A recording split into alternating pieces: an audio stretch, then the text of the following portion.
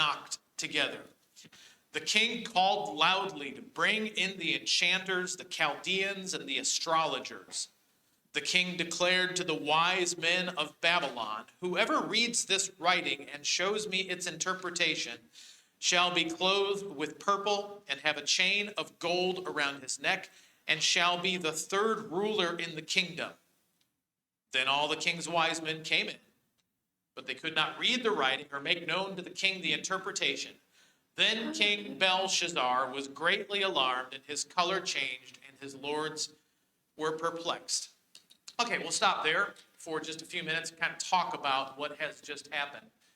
Now, this character, Belshazzar, he's not a moral man. He's not a godly man. He has not been ruling the kingdom that has basically been left to him by who? Let's just see if anybody knows the answer to this question. Who is it that leaves the kingdom to Belshazzar? First of all, is Belshazzar actually the king? Okay, he's not. Who has left this to Belshazzar? Okay, so it's Nebuchadnezzar who has left the kingdom to Belshazzar, and that's because Nebuchadnezzar is kind of off doing other things. He has other priorities, and so he basically puts, and who is Belshazzar to Nebuchadnezzar? How are they related? His son, is this his son or something? Yeah, there's a relationship there. It's either his son or his grandson. Historians are, yeah. It's either his son or his grandson.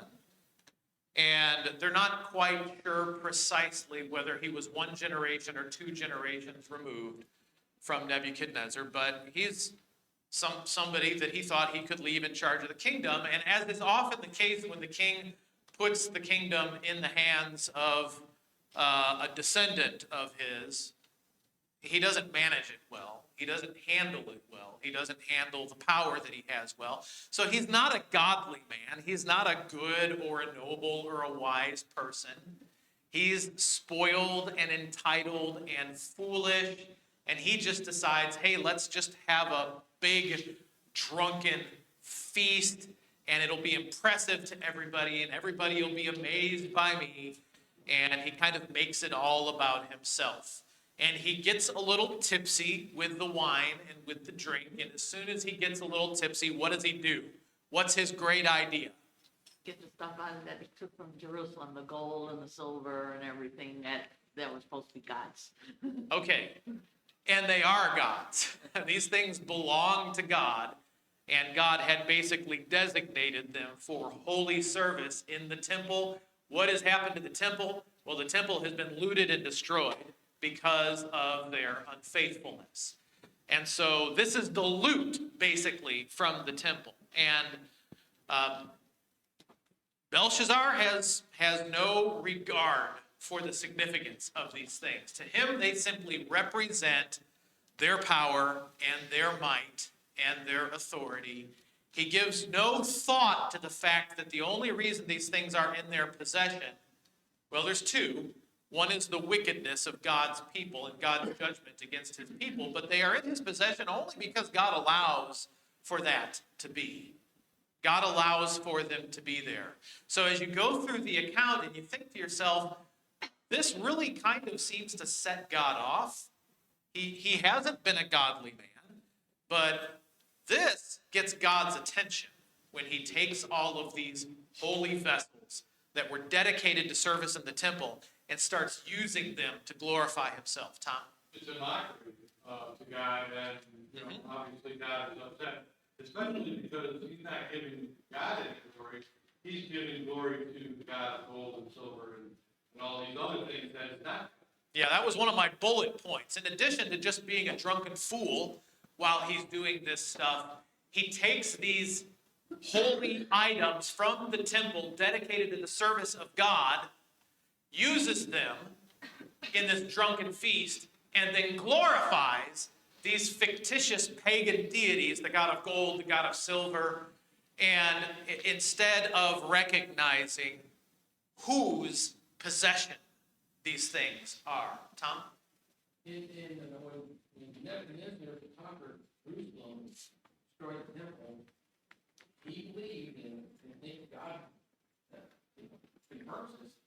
he was doing the Lord's work, Mhm. doing God's work. Mhm. So Nebuchadnezzar took all these items to Babylon. This is part of what God's plan is going to be, because, you know, in the future, they'll be brought back Yeah. to Israel, to Jerusalem. And so he's messing with God's plan, Yep. and we don't do that. Yeah. Yeah, and the truth is, if God has a plan, the plan is going to be carried out. But when you oppose that plan, if God has a plan and you attempt to oppose God's plan, you might get God's attention in that because you are going directly up against God. Dale? It kind of takes me back to when the Philistines took the ark and Uh-huh. regretted it.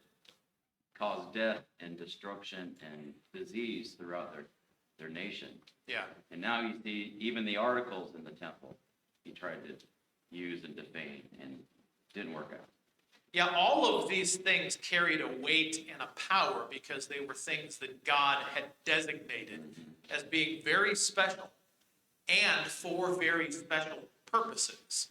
So there's an application for us in that. When we recognize that something is something that we have for very special purposes, there is care to be applied in how we use those things. Tom?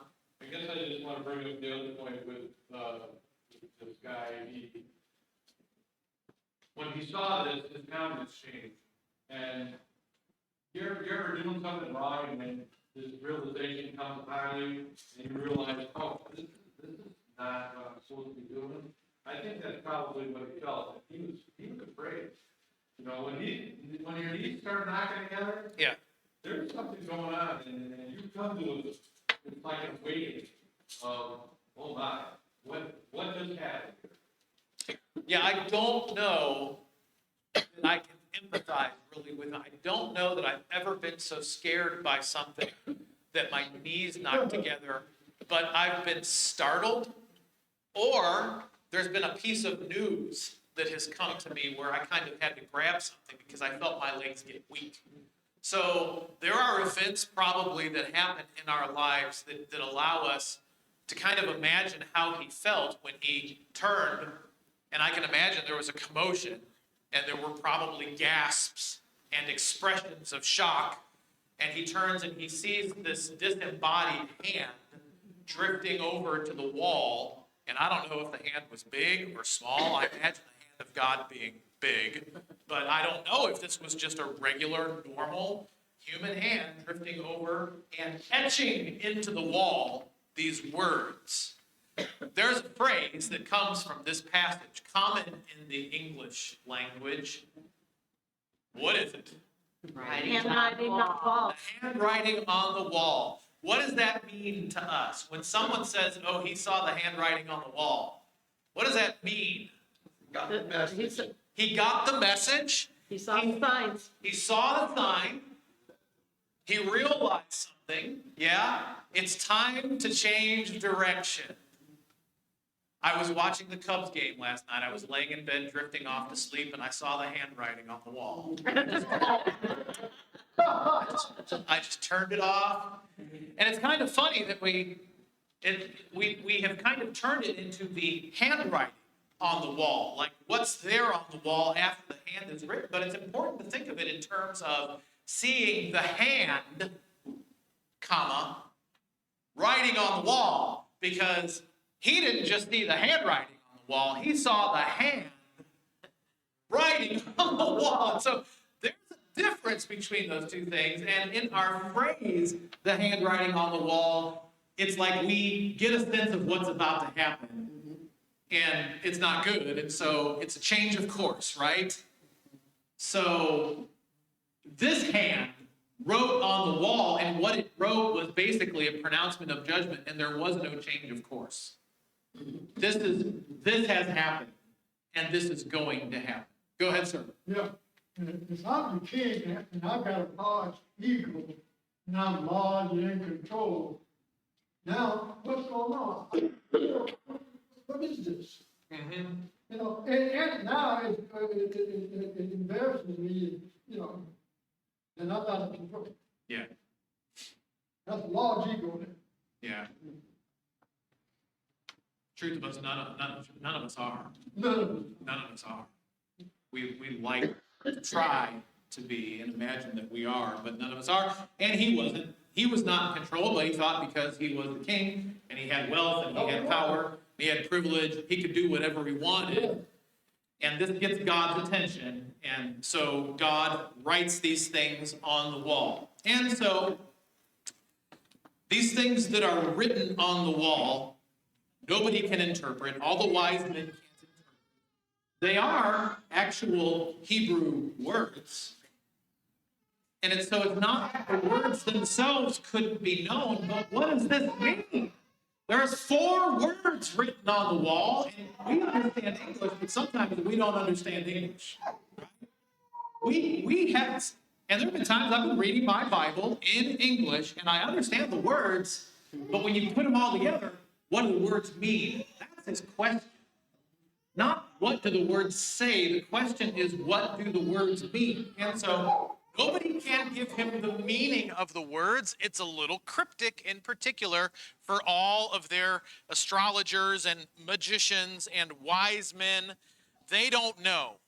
So the queen, in verse 10, because the words of the king and his lords, she came into the banqueting hall and she declared, "O king, live forever. Let not your thoughts alarm you or your color change." She basically comes in and says, calm down.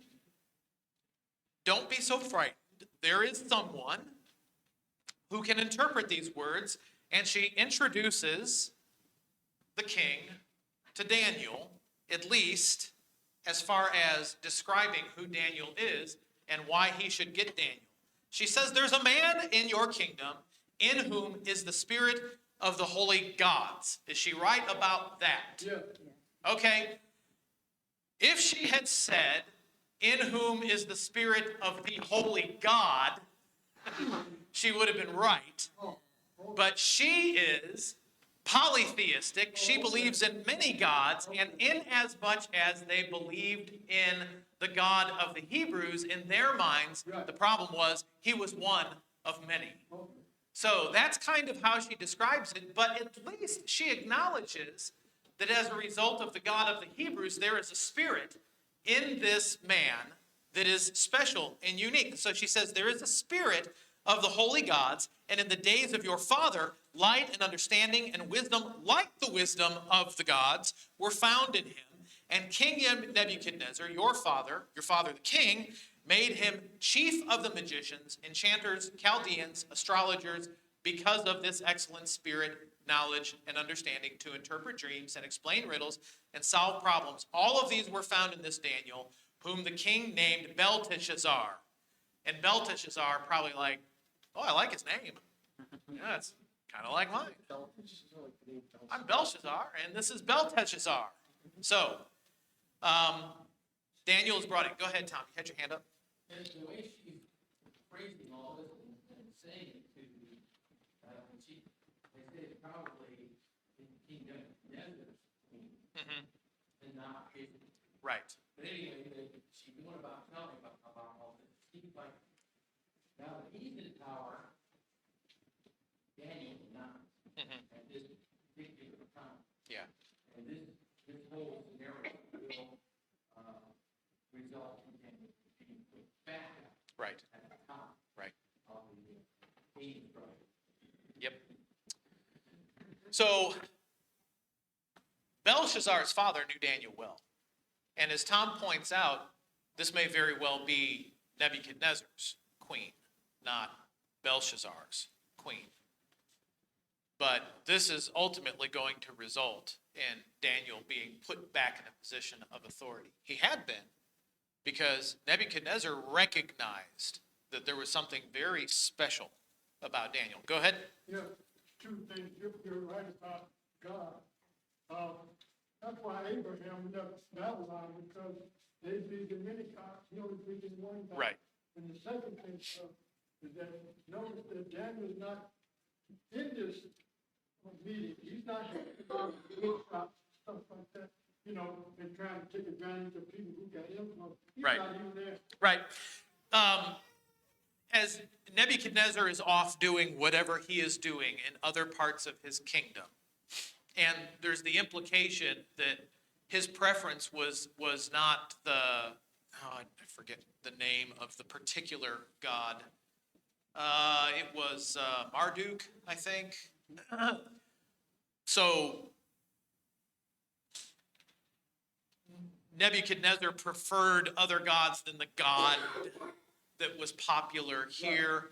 In the thinking of these people, there was not one God. That was one of the things that distinguished Israel and the children of God, was that they believed in God.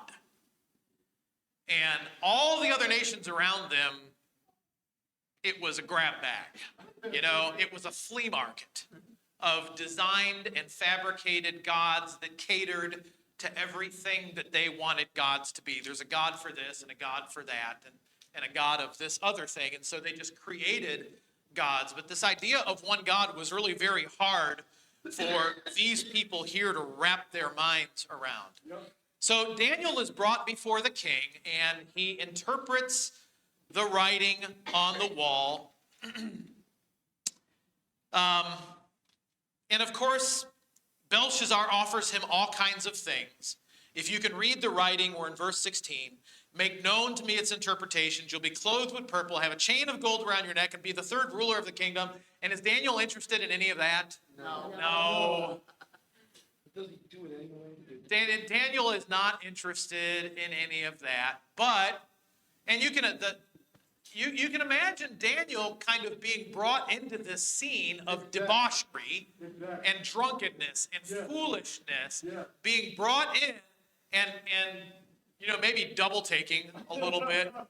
He comes in and he looks around and he notices that something has been etched on the wall.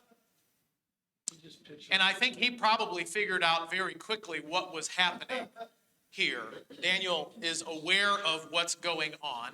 And he says, I'm not interested. Let your gifts be for yourself. Give your rewards to another. Nevertheless, verse 17, I will read the writing of the king. Make known to him the interpretation. And so he gives him a little bit of a history lesson here too. He gives some background. He says, the king, Most High God, gave Nebuchadnezzar, your father, kingship and greatness and glory and majesty. And because of the greatness that he gave him, all peoples, nations, languages trembled and feared before him. Whom he would, he killed. Whom he would, he kept alive. And whom he would, he raised up. And whom he would, he humbled. But when his heart was lifted up, and so he says, you remember how powerful Nebuchadnezzar was. That power came from the God. God Most High. He gave him, the Most High God gave Nebuchadnezzar this power. Verse 20. But when his heart was lifted up and his spirit hardened so that he dealt proudly, he was brought down from his kingly throne and his glory was taken from him. Why is Daniel telling Belshazzar this story?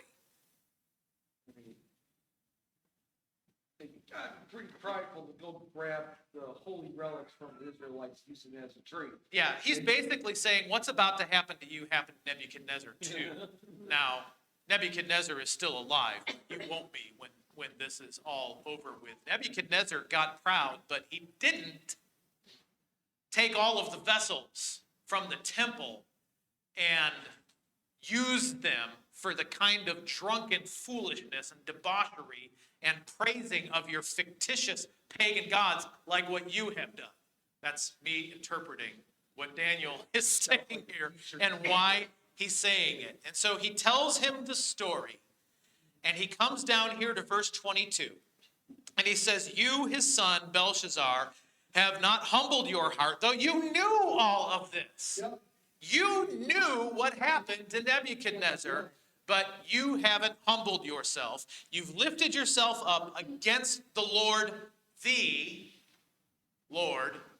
of heaven, and the vessels of his house have been brought in before you. You and your lords and your wives and your concubines, you've drunk wine from them. You've praised the gods of silver and gold, of bronze and iron and wood and stone, which do not So he's making very clear here, these gods are not gods, because he says they do not see or hear or know. What is he saying about these gods? They're useless? They're dead? They don't even exist. They don't see, they don't hear, they don't know. There was a philosopher, I think his name was Descartes, and he said something to the effect of, if I'm getting this right, I think, therefore I am. They used to ponder these things. How do I know that I am? Well, the fact that I asked that question means that I am. Okay, so he's saying these gods are fictitious. You create them and then you take these holy, sanctified vessels from the one true God and worship these ridiculous fabrications of your imagination. Again, that's my interpretation of what Daniel is saying here to Belshazzar. Okay, they don't see, they don't hear, they don't know. We're in this is verse 23, but the God in whose hand is your breath, the God by whose pleasure you exist. There's an application in that for us. That is the same is true of all of us. By God's pleasure, we exist. And I'm not just saying we live or we die. If God wanted to wipe us out of existence and wipe away the memory of us and wipe away the influence that we may have had and wipe away everything we had ever done, if God wanted to wipe away everything, who would stand behind him and say, hey, you can't do that? Nobody would. Because he is the God. He's the only God. We exist, and we are held in God's hand only as a function of God's will. He wills it to be so. And that's what Daniel is saying to Belshazzar. You only breathe because it is this God's will that you do so, this God that you have offended. Let me finish up chapter 5, and then we'll take a few comments. Okay, so, verse 24. Then from his presence the hand was sent. So he's saying, this hand was sent, and this writing was inscribed. And this is the writing that was inscribed. Mene, Mene, Tekel, and Parson. This is the interpretation of the matter. Mene, God has numbered the days of your kingdom and brought it to an end. Tekel, you have been weighed in the balances and found wanting. Paris, your kingdom is divided and given to the Medes and the Persians. So, we'll give Belshazzar a little bit of credit. A lot of kings throughout history, if you brought them bad news, what would they do? Kill you. Kill you. There's another phrase, don't go ahead. Don't kill the messenger. Don't murder the messenger. I'm just the messenger, man. Like you bring somebody news and they don't like it and they get mad at you. You're like, I'm just the messenger. I'm just bringing this information. He doesn't do that. He takes this message. It's a very sobering message. You have been judged. You have been found lacking. Your kingdom has been weighed. Basically, your kingship has been weighed in the balance, found wanting, and you're about to lose it. It is divided and given to the Medes and the Persians. There's no time frame ascribed in this writing on the wall. He just says this is going to happen. When did it happen? Immediately. It happens immediately. There really isn't even time for Belshazzar to go have a sleepless night over. That's not even time for that. But in verse 29, it says he gave the command. Daniel was clothed with purple. A chain of gold was put around his neck. A proclamation was made about him that he should be the third ruler in the kingdom. At that time, who was the second ruler in the kingdom? Belshazzar was the second ruler of the kingdom. Who was the first ruler of the kingdom? Nebuchadnezzar. Okay, so you got Nebuchadnezzar, Belshazzar, and now Daniel Right. is number 3, briefly. Right. Briefly. He is not the third ruler in the kingdom for long, because Daniel becomes number 2. Okay, that very night, verse 30, Belshazzar, the Chaldean king, was killed, and Darius the Mede received the kingdom, being about 62 years old. What's interesting is that we can actually kind of study the rise and fall of kingdoms and the interaction of kingdoms during this time. And historically speaking, everything lines up very well with what Daniel says about how this kingdom became that kingdom, and these two kingdoms ended up together, and when this kingdom fell.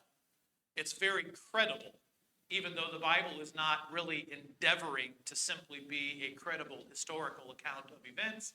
Anytime you can take the Bible and compare it to what we know, a lot of our history is not known. I'm talking about human history. A lot of it is not known. It's lost. It's buried. It's gone. The writings have crumbled to dust.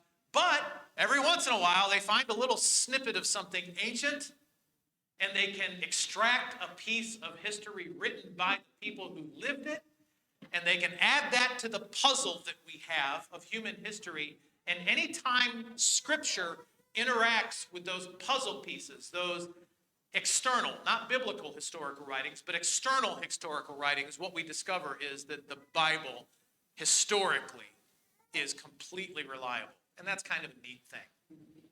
The way it is described that it happened here, as far as Babylon and the Medes and the Persians and their interaction, and why was it called the Medo-Persian Empire? Because for a while, they agreed to kind of be a co-empire.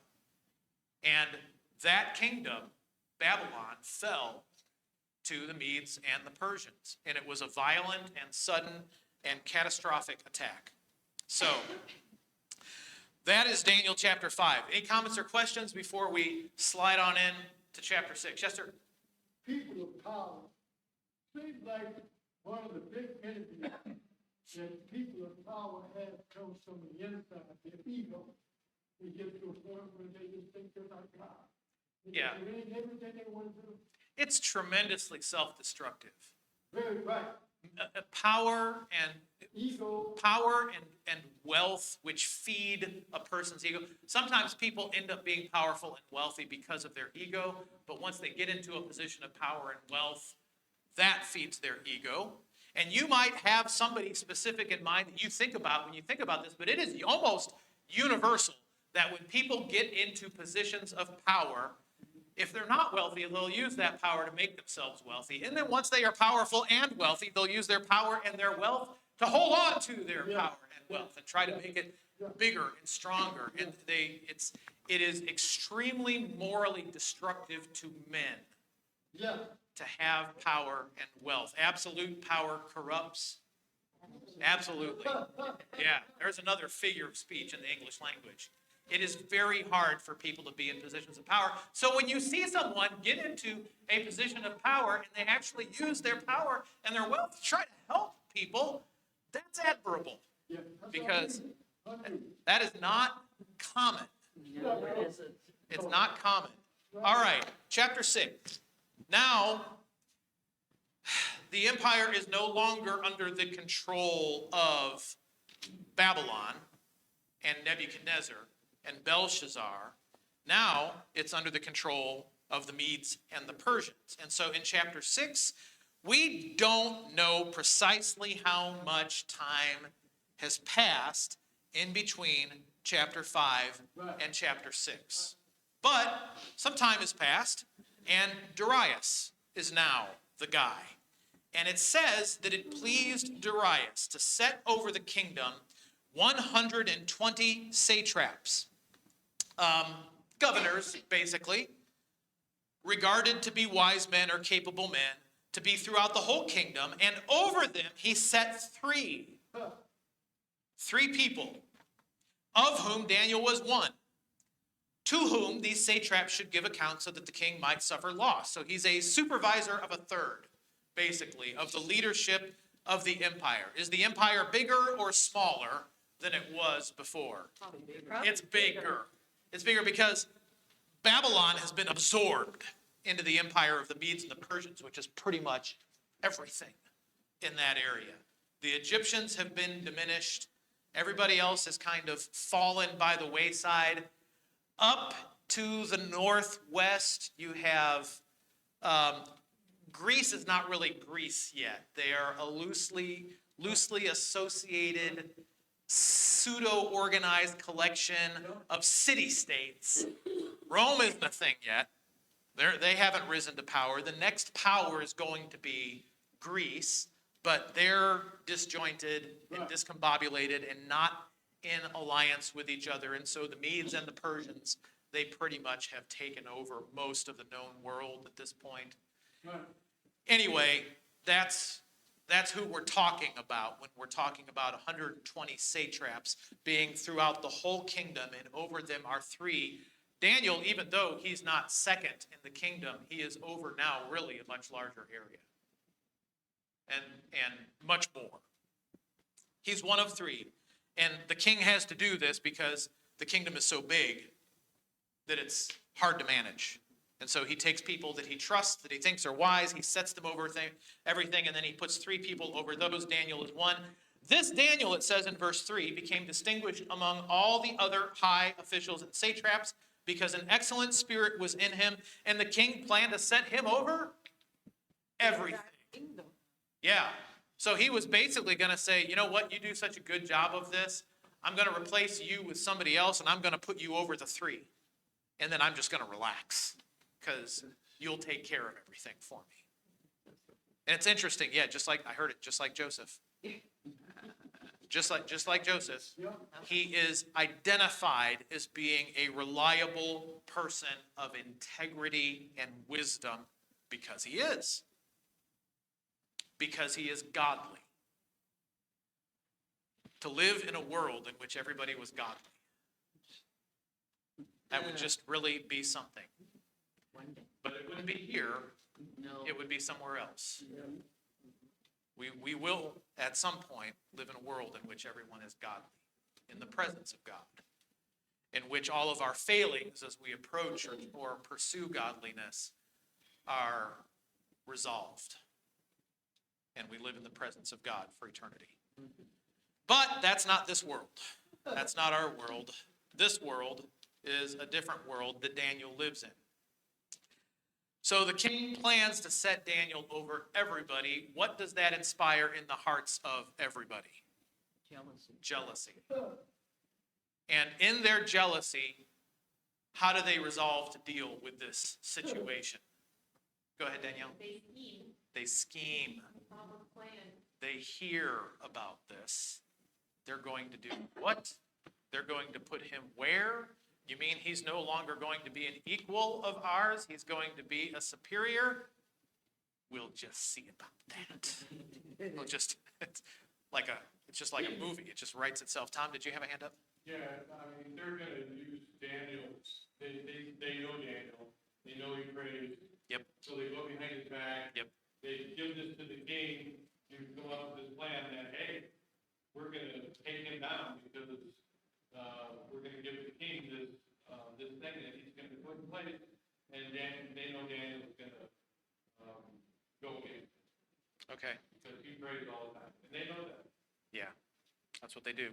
Real quick, and then we got to finish chapter 6, and I'm going to just burn through the rest of it because most of us kind of know how this goes. Go ahead. Even, you should know this now, because even Sodom and Gomorrah was Lot, and they had that commotion. They said, who is this Hebrew that comes? Right. to judge us? So this Hebrew that always been right. You know? Yeah. Yep. So he's a foreigner. He's a foreigner, and so they don't feel like he should be in a position. But the truth is, this empire consists of foreigners that we're talking about here. So they said, we will not find any ground for complaint against this Daniel unless we find it in connection with the law of his God. So they're not dumb. They're smart.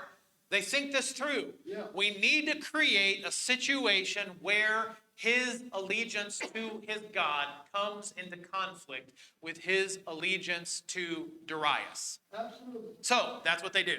That's what they do. They create this plan, and it's basically an edict. And in their laws, once the king signs an edict, proclaims the edict cannot be unwritten or undone. And the edict basically says, you have to worship an idol that I am going to set up, and it's basically going to be a representation. Yeah. You're gonna worship this idol, and Daniel's not going to do that. And so the king Darius, who knows Daniel, thinks very highly of Daniel. In fact, I think the language is used in this account that he loves Daniel. Right. He cares very much for Daniel, but he also has an ego. He's like, you know what? That sounds like a good idea. That will create loyalty and unity in the kingdom, and we will do this. And who would not do it? Daniel wouldn't do it. And so their plan succeeds. They manage to set Daniel against Darius. Does Darius, down deep inside his heart, does Darius care that Daniel would not worship this idol? Would Darius have wanted Daniel to actually bow down and worship this idol? He forgot about Daniel when he wrote the edict. And when he heard about Daniel, when they brought the accusation, he was like, how could I be so stupid? I knew that Daniel would do this. And so into the lion's den, Daniel goes. Let me finish. I'm almost out of time. Into the lion's den, Daniel goes. Does Daniel go into the lion's den afraid? No. Doesn't seem to. Doesn't seem to. And he's older. Daniel's older at this point. And Daniel is very confident in whatever God decides to do. And his attitude is very much the same as the attitude of Shadrach and Meshach and Abednego. God is able. Whether he does or he doesn't, that's up to him. We trust him. God is good. If we go into the furnace, we're going to be gone like that. But if God decides to save us, he will save us. Daniel's attitude, if I go into the lion's den and God decides that it's my time, I'll be gone like that. If not, Daniel says, this God, he's able. His attitude is very much the same as Shadrach and Meshach and Abednego. And it's very hard to adopt that attitude in us toward what happens in our lives when we're faithful, because we want what we want, and we deal with things that happen to us that we don't want, and we often wish that our faithfulness would translate directly into God giving us whatever we want. That wasn't the attitude of Shadrach, Meshach, and Abednego. That wasn't the attitude of Daniel. Their attitude was, God is good, and God can. If God decides to, that's great. But whatever God decides, that's great. Whatever God decides, because God is good. And that is really hard for us, whatever God decides. But that was Daniel, whatever God decides. Verse 10, when Daniel knew that the document had been signed, he went to his house where he had windows in his upper chamber open toward Jerusalem, got down on his knees 3 times a day, prayed and gave thanks before his God as he had done previously. Went right back to the exact same place where he had always done it, did it, didn't hide, wasn't ashamed, wasn't afraid, went back and prayed like he had. They see it. Obviously, they're watching. They're like, oh, there he is. We've got it. We've got it. We've got him now. They go to the king. The king is like, you got me. And so the king commanded, and Daniel, we're in verse 16. The king commanded, and Daniel was brought and cast into the den of lions. The king declared to Daniel, may your God, whom you serve, continually deliver you. And a stone was brought and laid on the mouth of the den, and the king sealed it with his own signet and the signet of his lords, that nothing might be changed concerning Daniel. And he went to his palace and spent the night fasting. No diversions were brought to him, and sleep fled from him. At the break of day, the king arose and went in haste to the den of lions. And as he came near to the den where Daniel was, he cried out in a tone of anguish and declared to Daniel, oh, Daniel, servant of the living God, has your God, whom you serve continually, been able to deliver you from the lions? And Daniel was like, been able to deliver me from the lions. Should have fed the lion. He still doesn't understand who my God is. God is able. I just wonder if some point he said, don't you understand yet that God is able? Using them as- He's always able. And so Daniel responds, O king, live forever. My God sent his angel who shut the lions' mouths, and they have not harmed me. Daniel probably curled up and went to sleep. I imagine the lions like sleeping, and Daniel probably just like got up in there and he was like, this is really nice. I could do this every night, you know. Birds, lion, birds, He's probably fine. down there. He's fine. There's no appetite on the part of these lions for his destruction. And what happens to the wise men? The 120, the ones who conspired against Daniel. They were devoured before they even hit the floor. Yeah. Turns out the lions were hungry. They were hungry. They're all laying there. When can we get this guy out of here so we can eat? You know? And Darius writes to the people, the nations, and the languages, I make a decree that in all my royal dominion, people are to tremble and fear before the God of Daniel, for he is the living God, enduring forever. His kingdom shall never be destroyed. His dominion shall be to the end. He delivers and rescues. He works signs and wonders in heaven and on earth. He who has saved Daniel from the power of the lions, so this Daniel prospered during the reign of Darius and the reign of Cyrus the Persian. And Cyrus, he figures prominently in the history of God's people. We're out of time. I'm sorry. They are at the doors, ready to come in. You can get with me after class.